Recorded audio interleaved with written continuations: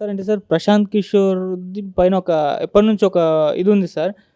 తను గెలిచే పార్టీ వైపే ఎక్కువ మొగ్గు చూపుతాడు అని జెప్పేసి. ఇక్కడ కూడా మరి తెలుగుదేశం పార్టీ ఇప్పుడు కలవడానికి కారణం కేవలం తెలుగుదేశం పార్టీ గెలిచే అవకాశాలున్నాయి. అందుకే ఈయన ఇటువైపు మొగ్గాడన్న వార్త కూడా బయట సర్క్యులేట్ అవుతుంది. మరి మొన్న అతను గెలిచే పార్టీ మరి 4 రాష్ట్రాలు జరిగినాయి, అప్పుడు ఏమయ్యాడు?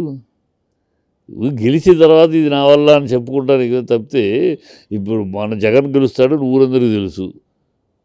అలాగే తమిళనాడులో డిఎంకే గెలుస్తారు, ఊరందరూ జైలుతో అయిపోయి, ఆ అమ్మాయి వెళ్ళిపోయి జైలు వెళ్ళిపోయి, జైలుతో వేరే ఆల్టర్నేట్ లేదు, అది తెలుసు. ఇక వీడు గెలిపించేది ఎందుకు ఎదుగుంటూ మరి ఇన్ని రాష్ట్రాల్లో మొన్న 4 రాష్ట్రాల్లో కాంగ్రెస్ ఓడిపోయింది, పక్కన నుండి గెలిపించవచ్చుగా. ఇవన్నీ పిచ్చి వాడేదో పెద్ద ఒక లెక్క కుదిరింది, ఒక ఇది వాడు పెద్ద మేధావులాగా వాడి వెనకాల ఇలాగ నిరాశాపరులు నిస్పృహతో ఉన్న చంద్రబాబు లాంటి వాళ్ళు తిరుగుతూ ఉంటారు.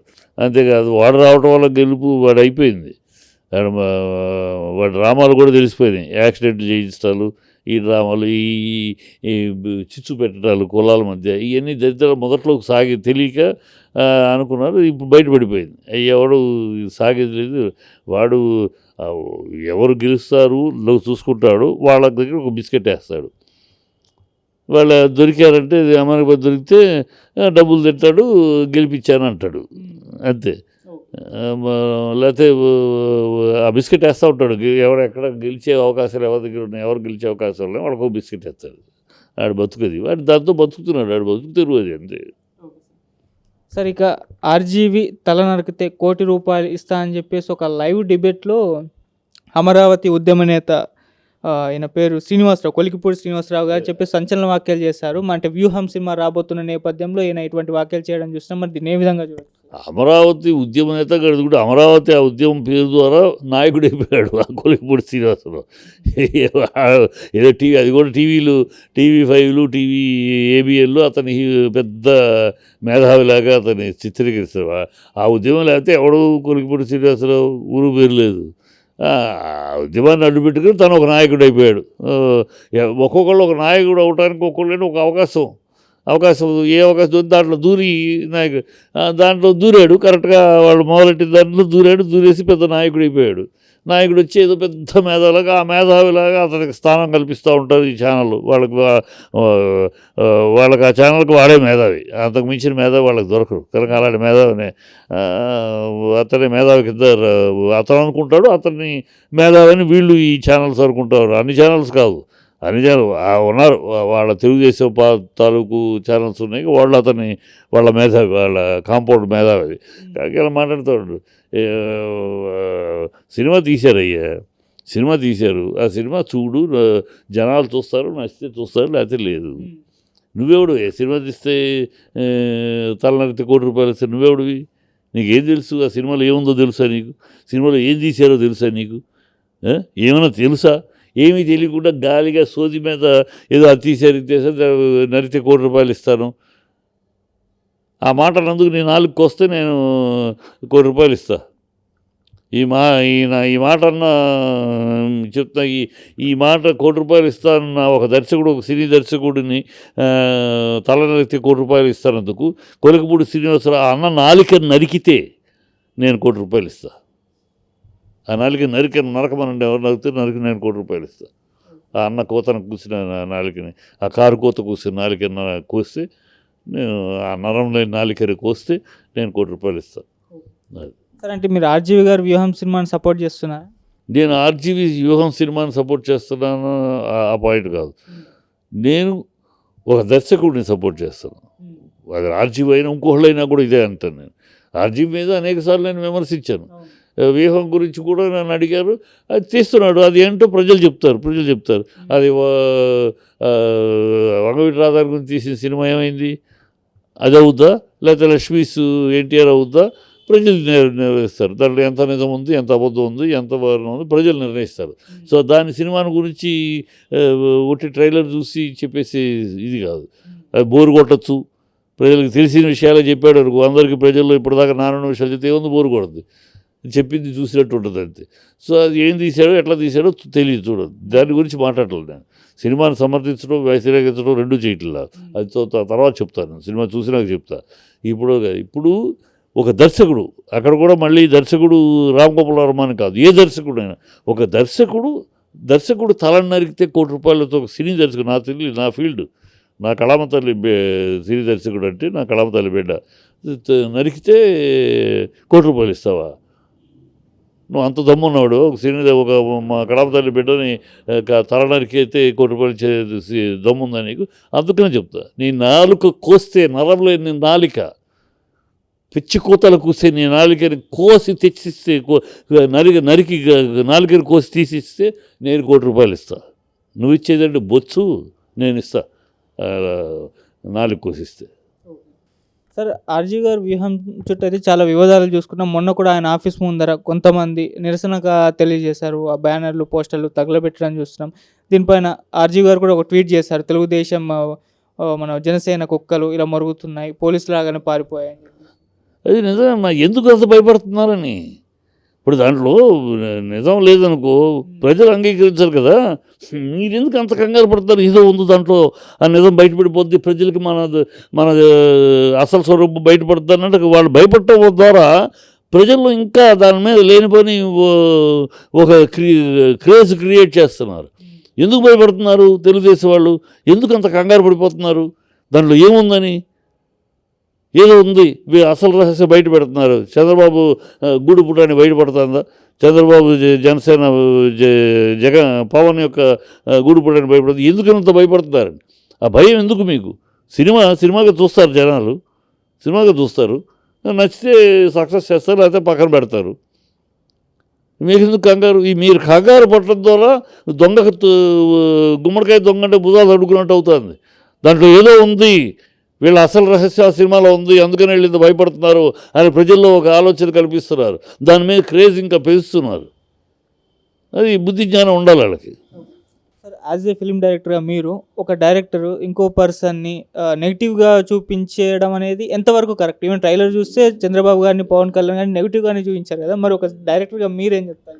నేను ఒక డైరెక్టర్గా నిజం చెప్పేటప్పుడు అది నెగిటివ్ అయితే నెగిటివ్గా చూపించాలి.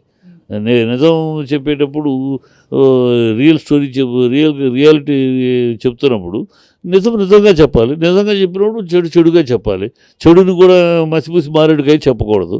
ఇప్పుడు చంద్రబాబు చాలా ధర్మవంతుడు, చాలా బుద్ధిమంతుడు, చాలా నీతిపరుడు, చాలా అంటాం మార్కులు ఇవ్వలేం కదా. చంద్రబాబు ఆరంభం నుంచి కుతూహలమ్మకమైన పోటీ వచ్చిన కాడ నుంచి, ఎమ్మెల్యే అయిన కాడ నుంచి ఇప్పటిదాకా చూస్తా ఉన్నాం. అతన్ని శుద్ధ రాజకీయాలు, కుళ్ళు రాజకీయాలు, అన్నీ అబద్ధాలు, డ్రామాలు చూస్తూనే ఉన్నాం. కనుక ఆ ఒరిజినాలిటీని చూపించుంటే తప్పే ఉంది. ప్రజలకు తెలిసింది చెప్పేది. నేను ఒక డైరెక్టర్గా నిజమే చెప్పడానికి ప్రయత్నిస్తాను. దాన్ని మసిపూసి మారేడుగా చెప్పడానికి లేకపోతే మానేస్తాను. నిజం చెప్పే ధైర్యం లేకపోతే మానేస్తాను. ఎందుకు వచ్చింది మనకు అనుకుంటే మానేస్తాను తప్పితే, తీస్తే ధైర్యంగా తీస్తాను, నిజమే చెప్తాను. రామ్ గోపాల్ వర్మ నిజమే తీశాను, ధైర్యంగా చెప్పాను అంటున్నాడు. అది నిజమా వద్దో ప్రేక్షకులు తెలుస్తారు కదా, రేపు రిలీజ్ అయితే తెలిసిపోతుంది కదా. నిజమైతే నిలబడద్ది, అబద్ధం అయితే మూడో షోకు ఉండదు, అంతే కదా. మీకెందుకు కంగారు అని, మీరెందుకు భయపడుతున్నారని, మీరెందుకు గుమ్మడికాయ దొంగ అంటే బుధాలు తడుకుంటున్నారని, దాంట్లో ఏదో ఉంది, మీదేదో అయిపోద్ది అన్నది ఎందుకు చేస్తున్నారు? అది నేను అంటున్నాను. సో వాళ్ళు బుద్ధి జ్ఞానం తెచ్చుకోవాలి. అంటే సార్ మరి జగన్ గారిని ఫుల్ పాజిటివ్గా ఒక హీరో స్థాయిలో పెట్టి ఈ సినిమా తీస్తున్నారు అంటే ఆయన గొప్పతనం గురించి తెలియజేస్తున్నాం. మరి ఆర్జీవి గారు జగన్ గారి గురించి చెప్పేంత వాస్తవమే? అదేనమ్మా, నేను అదే చెప్తాను. ఆర్జీవి జగన్ గురించి చెప్పింది ప్రజలకు తెలుసు. వీళ్ళన్నీ సీక్రెట్గా జరిగింది, ఎక్కడో ఏ కడ్డంలోనూ జరిగింది కాదు. మన కళ్ళ ముందు జరిగిన సన్నివేశాలు ఇవన్నీ, మన కళ్ళ ముందు జరిగిన కథే. సరే, ఈ కథలో జగన్ గొప్పోడు అని చెప్తే అది నిజంగా అంత గొప్పదైనా ప్రజలు గుర్తిస్తారు కదా.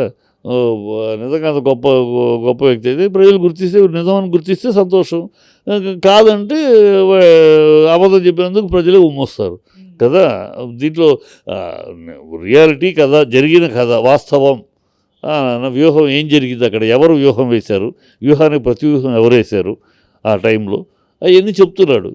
ఇప్పుడు లక్ష్మీ ఎన్టీఆర్లో చెప్పాడు, కొన్ని నిజాలు చెప్పాడు, ధైర్యంగా చెప్పాడు. ఆ రోజు నేను మెచ్చుకున్నాను. అంగవీటి రాధా కథ తీసినప్పుడు తప్పులు తడక సరిగ్గా తీయలేదు, దాన్ని తిట్టాను, విమర్శించాను. ఇప్పుడు నేనేమిది, నాకు ఒక వ్యక్తి మీద పర్టికులర్గా వ్యక్తి మీద కోపం ఉండదు. నిజం చెప్తే ఘనంగా ధైర్యంగా చెప్పాడు. ఆ రోజు లక్ష్మీ ఎన్టీఆర్లో చెప్పే ధైర్యం ఎవరికి లేదు. ఆ కథ ఆ సీన్లు చెప్పి ధైర్యంగా చెప్పాడు, అది నిజం ధైర్యంగా చెప్పాడు. అలాగే వీడు దీంట్లో నిజం ఎంత ధైర్యంగా చెప్పాడు, నిజాలను ఎంత చెప్పాడు, ఏది చెప్పాడు. తన కల్పితం ఏమైనా ఉన్నాయా? కల్పితాలు ఉంటే నాలంటోడు ఊరుకోం కదా, డెఫినెట్గా ఈ గాలి మాటలు సోది కథలు అని చెప్పేస్తాం కదా. చూద్దాం, వెయిట్ అండ్ సీ. ఈ లోపల వీళ్ళెందుకు కంగారు పట్టం, అది వీళ్ళదేదో ఊడిపోతుంది, వీళ్ళేదో పూసలు కదిలిపోతారు. ఎందుకు కదిలిపోతారని అప్పుడే అదే నిజాలైతే ఇంకా ఏమవుతారు, వీళ్ళు ఊరేసుకుంటారా కదా. ఈ లోపల వాడికి తలకు నరిగితే పిచ్చి కోతలు. ఆ శ్రీనివాసరావు ఏదో పెద్ద మేధావి అనుకుంటాడు, అతను కుహనా మేధావి తనే మేధావి అనుకుంటాడు. ఎవరు అనక్కర్లా, తనే చాలా పెద్ద మేధావి అనుకుని ఇప్పుడు అని మొదలెడుతూ ఉంటాడు డిబేట్లో. అవి చూస్తూ ఉన్నాం కదా. సార్ రిలీజ్ అయిన తర్వాత మీరు వెళ్ళి చూస్తారా చూడరా సార్? ఖచ్చితంగా చూస్తాను. నేను ఏ సినిమా అయినా చూస్తాను, రివ్యూలు చెప్తూ ఉంటారు కదా, ఖచ్చితంగా చూస్తాను. నిష్పక్షపాతంగా చెప్తాను. నేను చూసి ఎవరి మీద నాకు ఫేవరెటిజం లేదు. బాగుందంటే బాగుంది, బాగాలేదంటే నిజాలు చెప్తే హ్యాట్స్ ఆఫ్. నిజం చెప్పుకో కసిపిసి క్యారెక్టర్కి జగన్కి తోకలాగా కాకా పట్టాలని తీశాడంటే అది చెప్తాను. Thank you so much sir. అంటే సార్ మరి జగన్ గారిని ఫుల్ పాజిటివ్గా ఒక హీరో స్థాయిలో పెట్టి ఈ సినిమా తీస్తున్నారు. అంటే ఆయన గొప్పతనం గురించి తెలియజేస్తున్నారు. మరి ఆర్జీవి గారు జగన్ గారి గురించి చెప్పేంత వాస్తవమే? అదేనమ్మా, నేను అదే చెప్తాను. ఆర్జీవి జగన్ గురించి చెప్పింది ప్రజలకు తెలుసు. వీళ్ళన్నీ సీక్రెట్గా జరిగింది, ఎక్కడో ఏ కడ్డంలోనో జరిగింది కాదు. మన కళ్ళ ముందు జరిగిన సన్నివేశాలు ఇవన్నీ, మన కళ్ళ ముందు జరిగిన కథే. సరే, ఈ కథలో జగన్ గొప్పోడు అని చెప్తే అది నిజంగా అంత గొప్పదైనా ప్రజలు గుర్తిస్తారు కదా. నిజంగా అంత గొప్ప వ్యక్తి అయితే ప్రజలు నిజమని గుర్తిస్తే సంతోషం. కాదంటే అబద్ధం చెప్పినందుకు ప్రజలు ఉమ్మొస్తారు కదా. దీంట్లో రియాలిటీ కథ, జరిగిన కథ, వాస్తవం. వ్యూహం ఏం జరిగింది అక్కడ, ఎవరు వ్యూహం వేశారు, వ్యూహానికి ప్రతివ్యూహం ఎవరు వేశారు ఆ టైంలో, అవన్నీ చెప్తున్నాడు. ఇప్పుడు లక్ష్మీ ఎన్టీఆర్లో చెప్పాడు, కొన్ని నిజాలు చెప్పాడు, ధైర్యంగా చెప్పాడు. ఆ రోజు నేను మెచ్చుకున్నాను. అంగవీటి రాధా కథ తీసినప్పుడు తప్పులు తడక సరిగ్గా తీయలేదు, దాన్ని తిట్టాను, విమర్శించాను. ఇప్పుడు నేనేమిది, నాకు ఒక వ్యక్తి మీద పర్టికులర్గా వ్యక్తి మీద కోపం ఉండదు. నిజం చెప్తే ఘనంగా ధైర్యంగా చెప్పాడు. ఆ రోజు లక్ష్మీ ఎన్టీఆర్లో చెప్పే ధైర్యం ఎవరికి లేదు. ఆ కథ ఆ సీన్లు చెప్పి ధైర్యంగా చెప్పాడు, అది నిజం ధైర్యంగా చెప్పాడు.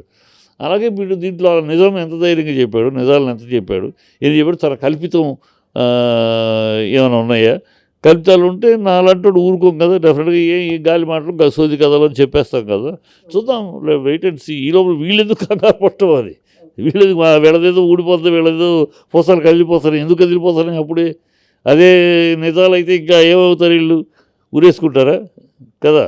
ఈ లోపల వాడికి తలకు నరిగితే పిచ్చి కోతలు. ఆ శ్రీనివాసరావు ఏదో పెద్ద మేధావి అనుకుంటాడు, అతను కుహనా మేధావి తనే మేధావి అనుకుంటాడు. ఎవరు అనక్కర్లా, తనే చాలా పెద్ద మేధావి అనుకుని ఇప్పుడు అని మొదలెడుతూ ఉంటాడు డిబేట్లో. అవి చూస్తూ ఉన్నాం కదా. సార్ రిలీజ్ అయిన తర్వాత మీరు వెళ్ళి చూస్తారా చూడరా సార్? ఖచ్చితంగా చూస్తాను. నేను ఏ సినిమా అయినా చూస్తాను, రివ్యూలు చెప్తూ ఉంటారు కదా, ఖచ్చితంగా చూస్తాను. నిష్పక్షపాతంగా చెప్తాను. నేను చూసి ఎవరి మీద నాకు ఫేవరెటిజం లేదు. బాగుందంటే బాగుంది, బాగాలేదంటే నిజాలు చెప్తే హ్యాట్స్ ఆఫ్. నిజం చెప్పుకో కసిపిసి క్యారెక్టర్కి జగన్కి తోకలాగా కాకా పట్టాలని తీశాడంటే అది చెప్తాను. Thank you so much sir.